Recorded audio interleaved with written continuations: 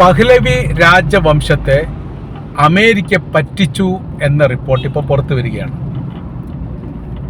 അതിനാസ്പദമായിരിക്കുന്ന സംഭവത്തെക്കുറിച്ച് വിശദീകരണക്കുറിപ്പ് ഇറക്കിക്കൊണ്ടാണ് റസ പഹ്ലവി എന്ന് പറയുന്ന ഏറ്റവും അവസാനത്തെ ഇപ്പോഴത്തെ അമേരിക്ക അഭയം നൽകി അല്ലെങ്കിൽ അമേരിക്കയിൽ പ്രവാസിയായിട്ട് ജീവിക്കുന്ന പഹ്ലവിയുടെ രാജവംശത്തിലെ അവസാനത്തെ കണ്ണിയുടെ ഒരു അഭിപ്രായം എന്ന തരത്തിലുള്ള റിപ്പോർട്ട് പുറത്തു വരുന്നത്.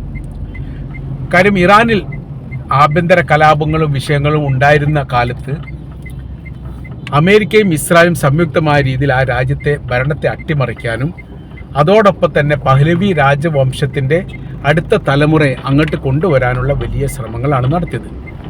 അതുകൊണ്ട് തന്നെ റസ പഹ്ലവിയോട് ഈ കാര്യം അമേരിക്ക തന്നെ പറയുകയും ചെയ്തു. ഇറാൻ്റെ ഭരണം ഏറ്റെടുക്കേണ്ടി വരും, അതിലെ സംവിധാന കാര്യങ്ങൾ ചെയ്യണമെന്നുള്ളത് വലിയ താല്പര്യപൂർവ്വം അയാളത് അംഗീകരിക്കുകയും അതോടനുബന്ധിച്ച് തന്നെ സോഷ്യൽ മീഡിയയിൽ സജീവമാവുകയും ചെയ്തു. ഇറാനികൾക്ക് ഒരുപാട് സന്ദേശങ്ങളും നിർദ്ദേശങ്ങളും ഉപദേശങ്ങളും മുന്നറിയിപ്പുകളും ഇദ്ദേഹം കൊടുത്തുകൊണ്ടേ ഇരുന്നതാ. ഞാൻ വരാൻ പോവുകയാണ്, കുറഞ്ഞ കാലം മാത്രമേ നിങ്ങൾക്ക് അതിൻ്റെ ദുരിതവും ബുദ്ധിമുട്ടും ഉണ്ടാവൂ, പിന്നീടുള്ളത് നല്ല വസന്തമായിരിക്കുന്ന കാലമായിരിക്കും, അത് ഞാൻ നേതൃത്വം നൽകും, നിങ്ങളുടെ എല്ലാ പ്രശ്നങ്ങളും പരിഹരിക്കും, ജനാധിപത്യ സംവിധാനത്തോടു കൂടി ആ രാജ്യം മുന്നേറും, ഇങ്ങനെ തുടങ്ങിയിരിക്കുന്ന ഒരുപാട് മോഹന വാഗ്ദാനങ്ങൾ പഹ്ലവി എന്ത് ചെയ്തിട്ടുണ്ട്, ഇറാനികൾക്ക് നൽകുകയും ചെയ്തു. പക്ഷേ യുദ്ധത്തിൻ്റെ രീതികളും ഗതികളും അമേരിക്ക വിചാരിച്ച പോലെയോ പഹ്ലവി വിചാരിച്ച പോലെയോ ഇസ്രായേൽ വിചാരിച്ച പോലെയോ അല്ലായിരുന്നു. ഇറാൻ അത് റൂട്ട് മാറ്റി തന്നെയാണ് സഞ്ചരിച്ചത്. ഇറാനെക്കുറിച്ച് കൃത്യമായ രീതിയിൽ അവരുടെ രഹസ്യമായിരിക്കുന്ന സൈനികപരമായിരിക്കുന്ന ബലവും ശക്തിയും ഇസ്രായേലിനും അമേരിക്കക്കും തിരിച്ചറിയാതെ പോയി എന്നുള്ളതാണ്. 1925 കാലഘട്ടത്തിലാണ് പഹ്ലവി രാജവംശം ഇറാൻ്റെ ആധിപത്യമുള്ള രാജകുടുംബമായിട്ട് വരുന്നത്. അപ്പോൾ 2 തലമുറയാണ് പ്രധാനമായ രീതിയിലും പഹ്ലവി രാജവംശം ഇറാനിൽ ഭരിച്ചത്. 1925 മുതൽ ഏകദേശം 1947 വരെ ഒരു ഭരണാധികാരിയും അതിനുശേഷം 1967 വരെ മറ്റൊരു ഭരണാധികാരിയും 1969 വരെ മറ്റൊരു ഭരണാധികാരിയുമാണ് ഭരിച്ചത്. ഈ കാലഘട്ടത്തിൽ, അതായത് 1969 കാലഘട്ടത്തിലാണ് ആയത്തുള്ള ഖുമൈനിയുടെ നേതൃത്വത്തിൽ അവിടെ ഇസ്ലാമിക വിപ്ലവം ഉണ്ടാകുന്നത്. വിപ്ലവത്തോടു കൂടി പഹ്ലവി രാജവംശത്തെ അടിച്ചോടിക്കുകയായിരുന്നു ചെയ്തത് യഥാർത്ഥത്തിൽ ഇറാൻ. അത് ഭാഗ്യം കൊണ്ടാണ് രക്ഷപ്പെട്ടത് എന്ന് പറയുന്നു. അതിൽ ആ തലമുറയിൽപ്പെട്ട അവസാനത്തെ കണ്ണി എന്നോ തലമുറയുടെ അവസാനത്തെ ആൾ എന്നോ പറയുന്ന പഹ്ലവി രാജവംശയുടെ വംശത്തിലെ അവസാനത്തെ ആളാണ് റസ പഹ്ലവി എന്ന് പറയുന്നത്. ഇപ്പോൾ അമേരിക്കയിലാണുള്ളത്. മുമ്പ് ബ്രിട്ടനാണ് അഭയം നൽകിയത്, പിന്നീട് അമേരിക്കയിലേക്ക് പോയതാണ്. അവിടെ സിറ്റിസൺഷിപ്പ് ഉണ്ട് എന്ന് പറയപ്പെടുന്നു. അതിന് കൃത്യമായിരിക്കുന്ന വിവരം പുറത്തു വന്നിട്ടില്ല. എന്നാൽ ഇദ്ദേഹത്തെ കൊണ്ടുവന്നു കഴിഞ്ഞാൽ അമേരിക്കയെ സംബന്ധിച്ചിടത്തോളം അവരുടെ എല്ലാ താല്പര്യങ്ങളും വിജയിച്ച് എടുപ്പിക്കാൻ വേണ്ടി സാധിക്കും. അവർ മുന്നോട്ട് വെക്കുന്ന കാര്യം എന്ന് പറഞ്ഞാൽ ഇറാൻ്റെ സമ്പൂർണ്ണമായിരിക്കുന്ന ഒരു നിയന്ത്രണം അത് അമേരിക്കയുടെ കൈവശത്തിലേക്ക് എത്തിക്കഴിഞ്ഞാൽ പിന്നീടുള്ള ഗുണം എന്ന് പറയുന്നത് പിന്നീട് വളരെ കൃത്യതയോട് കൂടിയിട്ട് അമേരിക്കക്ക് ഭരിക്കാൻ വേണ്ടി സാധിക്കും. വെനിസ്വേലയിൽ എങ്ങനെയാണോ ഭരണം നടത്തുന്നത് സമാനമായിരിക്കുന്ന സ്ഥിതിവിശേഷം യഥാർത്ഥത്തിൽ ഈ മേഖലയിൽ കൊണ്ടുവരാൻ വേണ്ടിയിട്ട് അമേരിക്കക്ക് സാധിക്കും. അതിന് ഈ പഹ്ലവി കൂട്ടുനിൽക്കും. കാര്യം എന്ന് വെച്ചാൽ ഒരു രാജ്യത്തിന് ഭരണം കിട്ടാൻ പോവുകയാണല്ലോ, പിന്നെ അമേരിക്കയുടെ താല്പര്യങ്ങൾക്കൊപ്പം നിൽക്കുന്നതുകൊണ്ട് വലിയ പ്രശ്ന കാര്യങ്ങളൊന്നും ഇല്ലല്ലോ. അതുകൊണ്ട് അത് കൂട്ടുനിൽക്കുകയും ചെയ്യും. അതെല്ലാം ഇപ്പോൾ ഉടഞ്ഞ് വാർന്നിരിക്കുകയാണ്. അഥവാ ഇതൊന്നും നടക്കുന്ന കാര്യമല്ല, ദിവാസ്വപ്നങ്ങളാണ്. അമേരിക്ക സ്വപ്നം കാണുന്നു, വലിയ വലിയ സ്വപ്നങ്ങൾ കാണുന്നു. ആ സ്വപ്നം കാണാൻ വേണ്ടിയിട്ട് മറ്റുള്ളവരെ പ്രേരിപ്പിക്കുന്നു.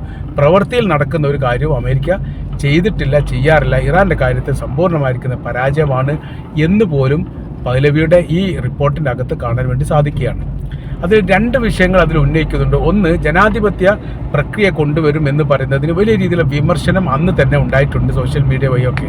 അവർ പറയുന്ന കാര്യം, നിലവിൽ ഇറാൻ ജനാധിപത്യ രാജ്യമാണ്. ജനാധിപത്യത്തിൻ്റെ ആളുകൾ വോട്ട് ചെയ്തിട്ടാണ് അവിടുത്തെ പ്രസിഡന്റ് ആയിരിക്കുന്ന മസൂദ് പെഷഷ്കിയാനെ തിരഞ്ഞെടുത്തത്. 55-58% വോട്ട് കിട്ടിയിട്ടുണ്ട് അദ്ദേഹത്തിന്. അങ്ങനെ അദ്ദേഹം തിരഞ്ഞെടുക്കുന്നു. അത് യഥാർത്ഥത്തിൽ എന്താണ്?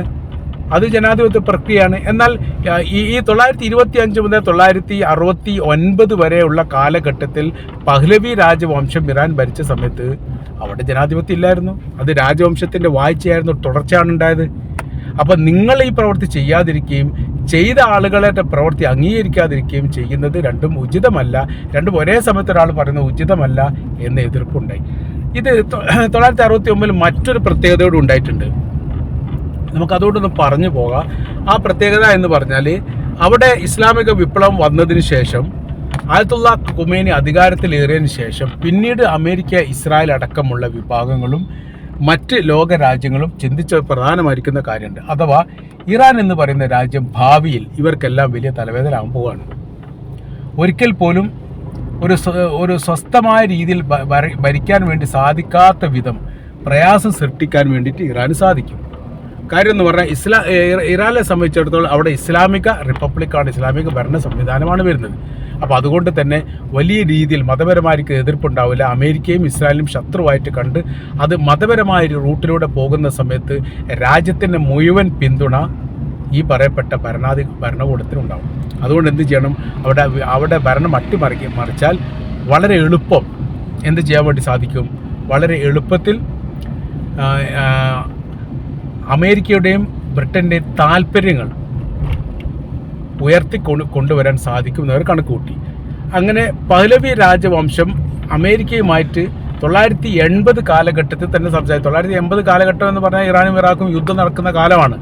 ആ കാലഘട്ടത്തിൽ തന്നെ ഇറാഖിനോടൊപ്പം ചേർന്നോ മറ്റോ രാജ്യത്തെ അട്ടിമറിക്കുക, എന്നിട്ട് അവിടെ പഹ്ലവി രാജവംശത്തെ വീണ്ടും സ്ഥാപിക്കാനുള്ള ഒരു ശ്രമം, രഹസ്യമായിരിക്കുന്ന ശ്രമം നടത്തിയെന്നതാണ്.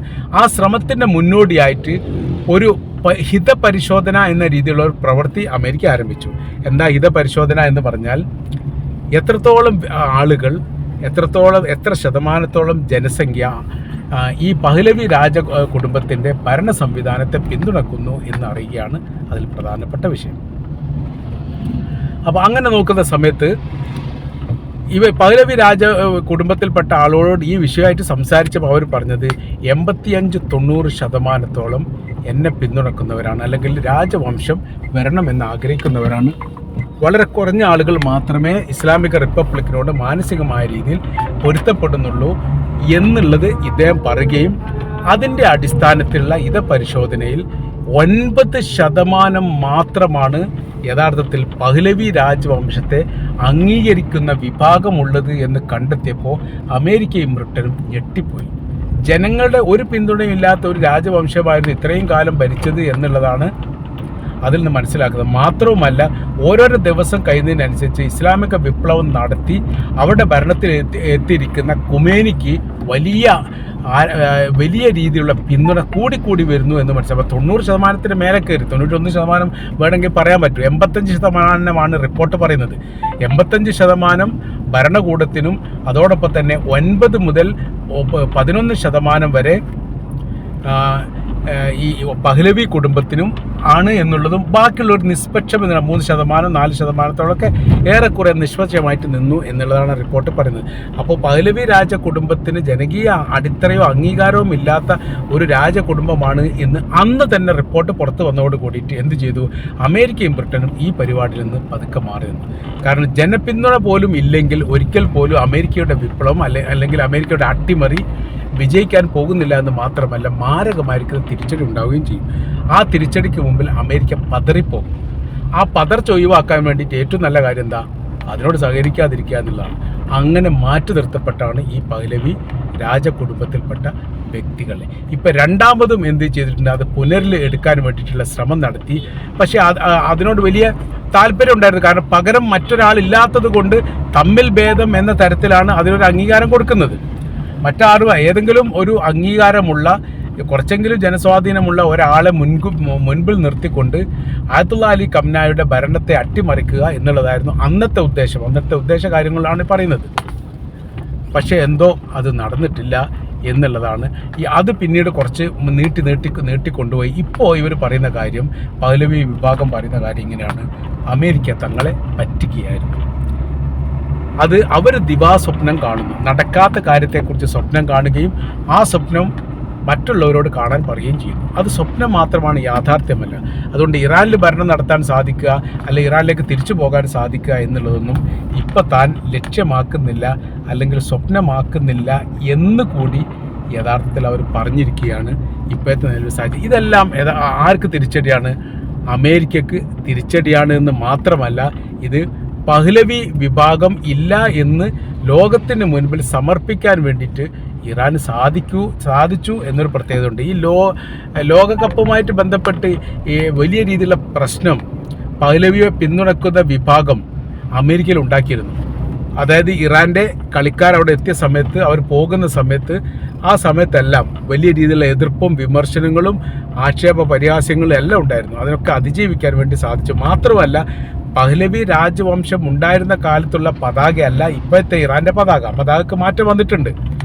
ആ പതാക, മുൻപുള്ള ആ പതാക അങ്ങനെ തന്നെ അവർ ലോകകപ്പിൻ്റെ മുൻപിൽ പ്രദർശിപ്പിച്ചു. മുൻപിൽ എന്ന് പറയുന്ന സമയത്ത് അവരിങ്ങനെ നടന്നു പോകുന്ന അല്ലെ ഏരിയകളും വഴികളിലും പ്രദർശിപ്പിച്ചു എന്നുള്ളതാണ്. ആ പതാക ഉപയോഗിക്കാൻ പാടില്ല എന്നുള്ളത് ഇറാൻ്റെ രാജ്യ നിയമമാണ്.